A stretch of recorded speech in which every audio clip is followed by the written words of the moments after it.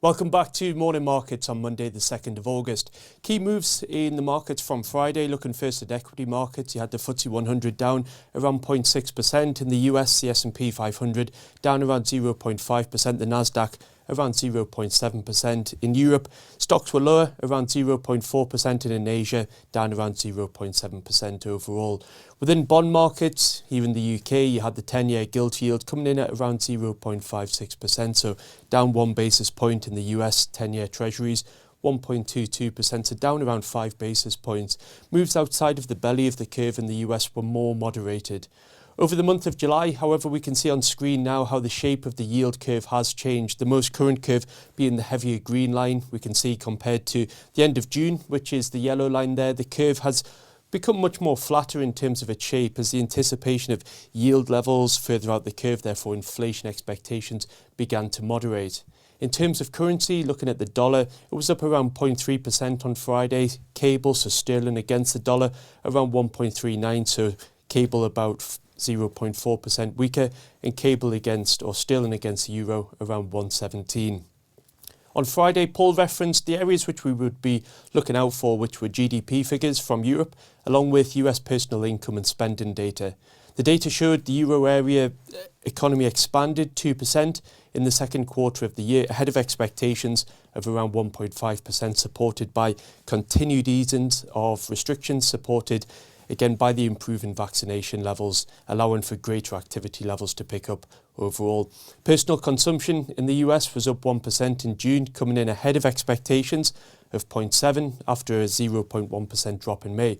Within the data, there was an increase in the proportion of spending directed towards the service sectors, including restaurants and travel industries, as the vaccination programme advanced. We did see a moderation in the purchase of cars. Second-hand cars were one of the biggest components of that June inflation print, which we discussed. Keeping on the point of inflation, you had core PCE prices in the US, which exclude food and energy, so often the more volatile aspects of the figure, did rise 0.4% over the month of June, but moderated from the increase of 0.5%, which we saw in May.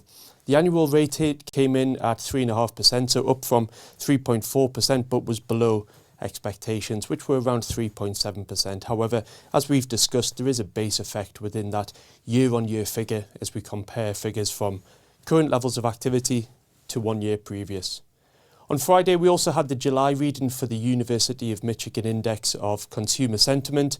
This came in at 81.2 from the preliminary reading of 80.8. We also had the US Senate voting to advance the $1 trillion infrastructure spending bill, which we will be discussing further on our morning market videos and also on our weekly podcasts. From Asia, we had the NBS manufacturing and service PMI data release from China. Essentially, what we're looking for here is a reading above 50, which is indicating expansion in the forward expectations of supply chain managers. On the manufacturing side, the reading for the NBS level came in at 50.4, so expansionary for the month, but slightly softer than the month prior, which was 50.9. Overnight, we also had the Caixin reading, which is more domestic. That came in at 50.3 for July, so down slightly from 51.3 in June. A few reasons for this, factoring into the slight softening in the data. One was a rise in infection rates within East China, so an important hub for manufacturing. You had higher material costs given the shortage in a period of high demand and some weather challenges there as well. Whilst output in the new orders was softer, they remain strong. They remain above that level of 50. On the service side, the index came in at 53.3, so again, still in expansive territory, but slightly softer than the previous month, 53.5 there. Input costs and prices were not as strong as a component of the index on the service side. Key items as we look for the agenda for the week ahead, you've got PMI service data coming out for the US, for Europe and many other countries within Asia. You've got earnings, big companies there such as Alibaba, you've got Berkshire Hathaway, you've got General Motors and Uber who will be reporting this week. You've also got the Bank of England Monetary Policy Committee meeting later in the week. No change in policy anticipated at this stage, but attention will be very much on the economic projections. Thank you for watching. We look forward to bringing you up to date tomorrow here on Morning Markets. Subscribing to the True Potential YouTube channel is quick and easy. Simply go to the channel on your desktop or through the YouTube app on your phone and click the subscribe button. You can then press the notification bell symbol if you wish to be notified as and when new videos are released. Doing this is a great way to keep yourself updated with market developments and personal finance insights. Thank you to everyone who has subscribed, and we look forward to continuing to help you do more with your money.